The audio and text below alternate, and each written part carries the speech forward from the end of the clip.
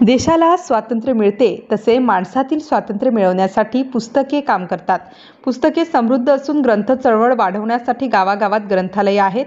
आता प्रत्येक घराघरात ग्रंथालय व्हावं अशी इच्छा साहित्य अकादमी पुरस्कार प्राप्त साहित्यिक कृष्णात खोत यांनी व्यक्त केली। त्यांच्या हस्ते इचलकरंजी येथे कोल्हापूर ग्रंथोत्सव 2024 चे उद्घाटन संपन्न झाले, त्यावेळी ते बोलत होते। पुस्तके आपल्याला कित्येक गोष्टी शिकवतात, ती जणू जिवंत माणसंच आहेत, ती आपल्याला कधीही धोका देत नाहीत। गावागावात असणारी ग्रंथालये व ते चालवणारे ग्रंथपाल खऱ्या अर्थाने आज ग्रंथ चळवळ टिकवून आहेत। यावेळी कार्यक्रमाचे अध्यक्ष तथा जिल्हाधिकारी अमोल येडगे, इचलकरंजी महापालिका आयुक्त ओमप्रकाश दिवटे, अतिरिक्त आयुक्त सुषमा शिंदे, सहाय्यक आयुक्त विजय राजापुरे, जिल्हा ग्रंथालय अधिकारी अर्पणा वाईकर, जिल्हा माहिती अधिकारी सचिन अडसूड, कोल्हापूर जिल्हा ग्रंथालय संघाचे अध्यक्ष डॉ. सुशांत मगदूम, ग्रंथालय संघ कार्यवाह भीमराव पाटील, आपटे वाचन मंदिराचे अध्यक्ष सुषमा दातार, प्रसाद कुलकर्णी यांच्यासह कोल्हापूर ग्रंथोत्सव 2024 जिल्हा समन्वय समितीचे इतर सदस्य उपस्थित होते।